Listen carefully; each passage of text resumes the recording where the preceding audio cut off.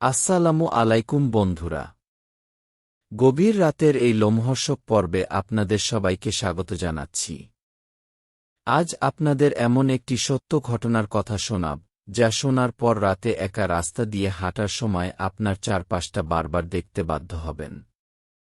ঘটনাটি ঘটেছিল ঢাকা-সিলেট মহাসড়কের একটি পরিত্যক্ত পেট্রোল পাম্পের কাছে। আজ থেকে ৩ বছর আগে রনি নামের এক ট্রাক ড্রাইভার এক রাতে সিলেট থেকে ঢাকা ফিরছিল। ঘড়িতে তখন রাত ঠিক ২টা।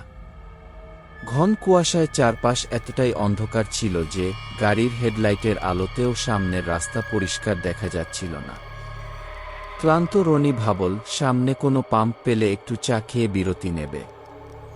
কিছু দূর যাওয়ার পর কুয়াশার আড়ালে সে একটা পুরনো, জরাজীর্ণ পেট্রোল পাম্প দেখতে পেল। সেখানে কোনো আলো জ্বলছিল না, শুধু একটা ভাঙা লণ্ঠন দুলছিল। রনি ট্রাকটি থামিয়ে নিচে নামল। চারদিক একদম নিস্তব্ধ।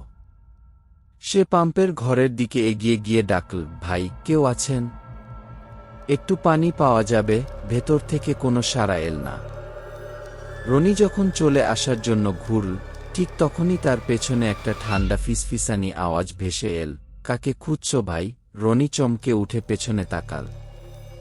দেখল চাদর মুড়ি দেওয়া এক বৃদ্ধ লোক দাঁড়িয়ে আছে। লোকটার মুখ কুয়াশায় ঢাকা।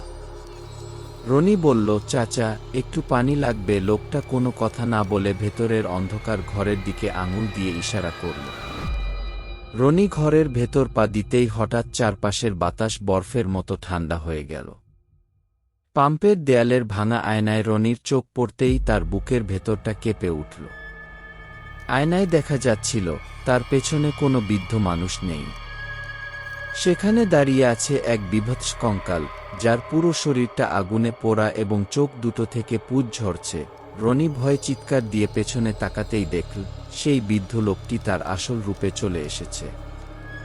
তার হাত দুটো লম্বা হয়ে রনির দিকে এগিয়ে আসছে এবং সে এক ভয়ঙ্কর অমানুষিক গলায় হাসছে।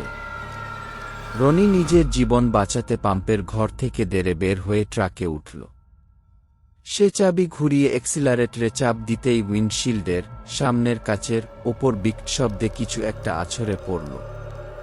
রনি দেখল সেই পোড়া পিশাচটি ট্রাকের বনেটের উপর বসে কাচে হাত দিয়ে আঘাত করছে আর বলছে, আজ রাতে কেউ এই হাইওয়ে থেকে জীবিত ফেরে না। রনি চোখ বন্ধ করে আল্লাহর নাম নিয়ে ট্রাকটি পুরো স্পিডে চালিয়ে দিল। কিছু দূর যাওয়ার পর বনেট থেকে পিশাচটি উধাও হয়ে যায়। রনি সে রাতে বেঁচে ফিরলেও আজও রাতে একা হাইওয়েতে গাড়ি চালাতে তার বুক কেঁপে ওঠে। বন্ধুরা, আজকের এই লোমহর্ষক গল্পটি আপনাদের কেমন লাগল? যদি ভালো লেগে থাকে তবে ভিডিওটিতে একটি লাইক দিন। আর গভীর রাতের এমন আরও নতুন নতুন গা ছমছমে গল্প পেতে চ্যানেলটি এখনই সাবস্ক্রাইব করে রাখুন। সামনে আরও অনেক রোমাঞ্চকর এবং ভয়ঙ্কর সব গল্প আসছে, যা আপনার রাতের ঘুম উড়িয়ে দেবে। ধন্যবাদ।